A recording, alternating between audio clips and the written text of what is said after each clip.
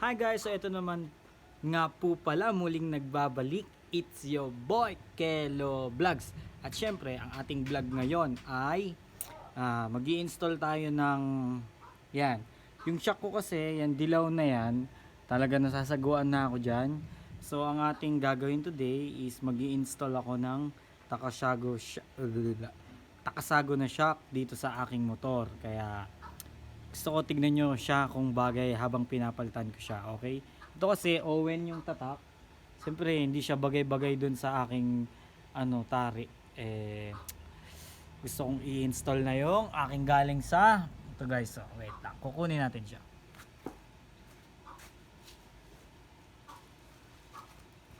So guys, so mag-thank you na kayo kay Lazada.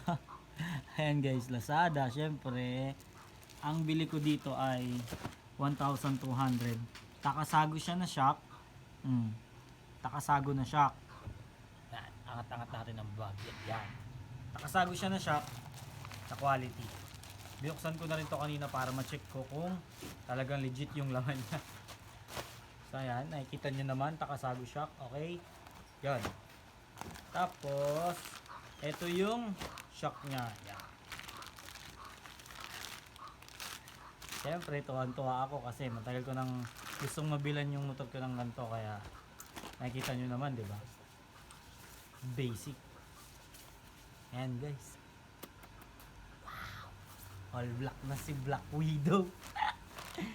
Ow! So, siyempre, ang tatanggalin natin ano number to? Tanggalin natin to number 14. Number 14.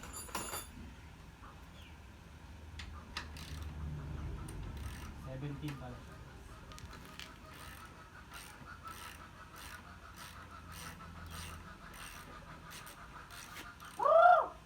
Ingay. Naingay manok.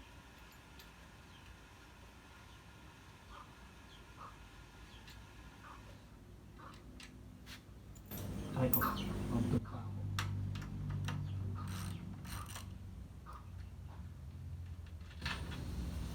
So yun, tanggal na agad. Kita nyo naman, labis ang aking tuwa.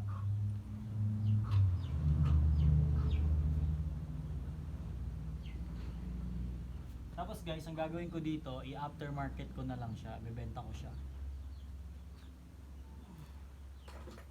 Kasi wala naman akong hilig sa kulay na dilaw. Kaya, nabili ko kasi itong alaga ko na gano'n na talaga yung shock niya. So, ito na guys. Kinikilig ako. May lalagay ko na siya.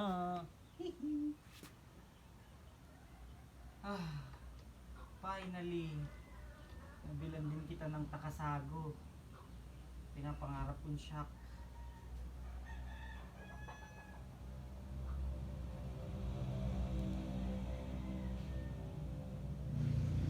Pinapangarap kong shock. Nabili ko na. Kaya simple lang pag ano nito, ganyan lang. Yup. Kita nyo naman, na-install ko na agad. So, mas lalo na naman pumogi ang ating Black Widow.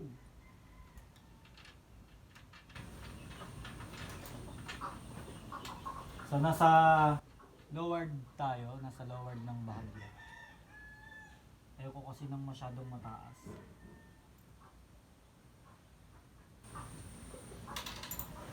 Puro bushing, puro washer kung nakikita nyo. Siyempre, hindi napansinin yan. Pero baka mamaya salpakan ko siya ng sidecar. Kita nyo may mga tornil-tornil. Binablog ko siya ng ganyan.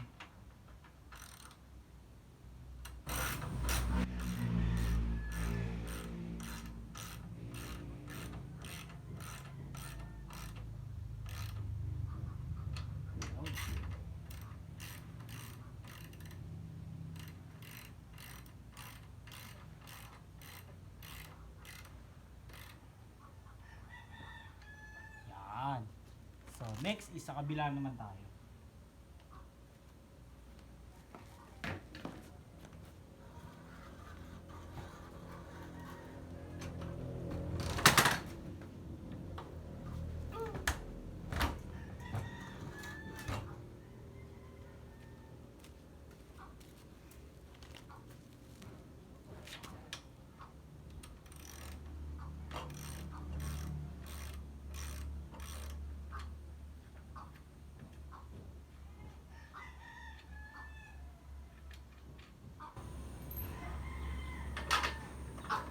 Wow. Di kasya. Bakit? May naligaw na malaking tornilyo. May naligaw guys na malaking tornilyo.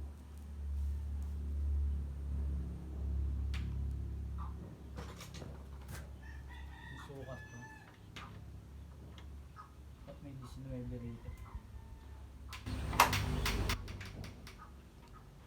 Karoon ng 19 sa aking mga lagayan dito guys.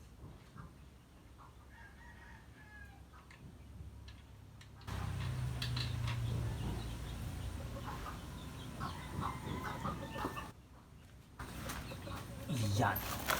Siyempre, ito na ulit. Ating pangalawang shop. Thank you Lazada.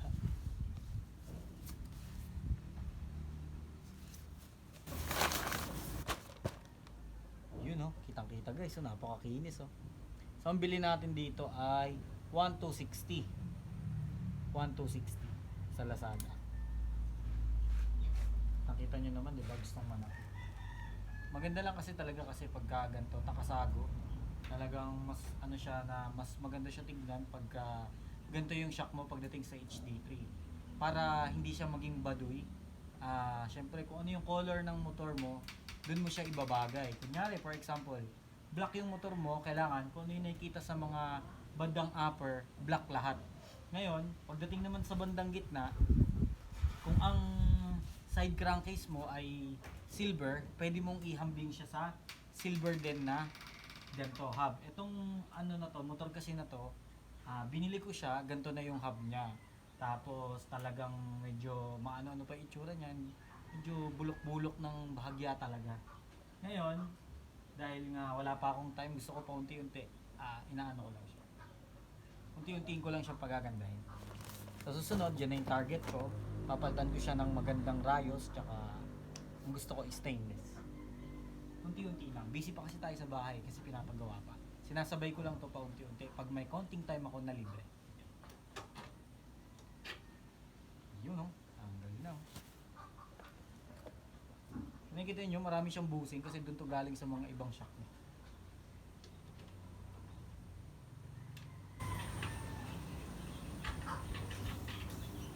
And guys, pag may pasok nyo na, itiinan nyo lang siya ngayon.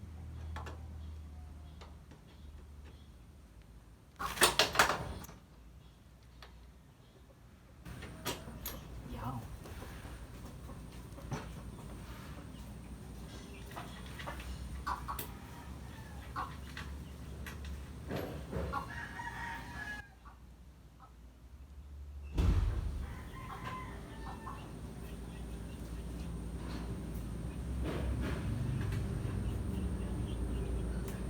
So yun guys, kung nakikita ninyo, kailangan lagi nakikita yung pangalan niya.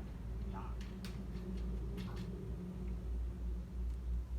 Nakasado. Sayang dati yung ganito ko, binenta ko lang ng 600, bagong bago. Dati yun, mga 2017, meron na akong naunang mga gantong motor. Ganto rin kalalaga pa. Pero binibili ko sila ng tunog lata. Pero itong akin, tunog magbubuti kasi siya. Kaya maglala, hindi mawawala ang sound check pagdating sa dulo.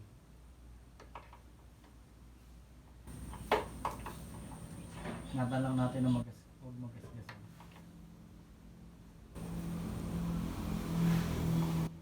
Once in a blue moon lang tayo i-install.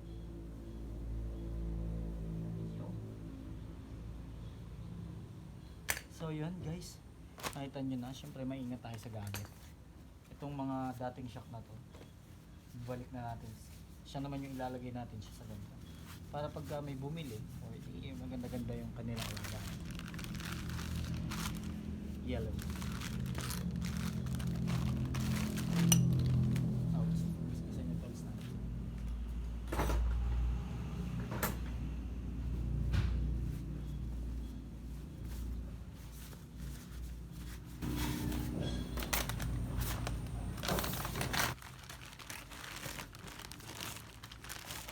Yun.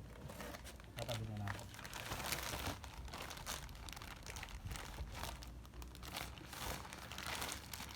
syempre, bago magtapos ang video ko na ito, hindi mawawala ang sound check ng tunog magbobote. Let's go.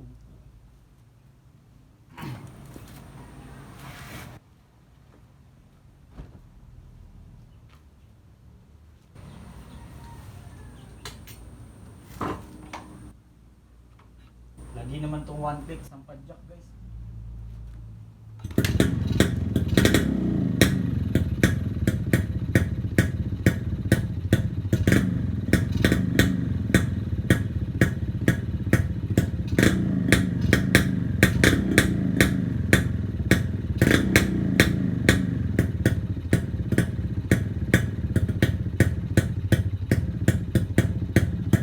Malamig. So yun, ganda na niya. Palta ko siya ng bahagya. So yun, maraming salamat sa manonood ko. At huwag kayong magsasawang suportahan ko sa vlog ko. Syempre, shoutout sa inyo, hindi ko na kayo isa-isahin. Sa next vlog ko, ito na talaga, final na. Yung kulay asul, ayan, chinap-chop ko na. Ayan o, ayan na yung makina niya. Naka-chop-chop na siya. Bababa na tayo ng makina sa next vlog natin, okay? Maraming salamat po, lalo na sa mga laging sumusuporta sa akin. Thank you very much and mga chup chup.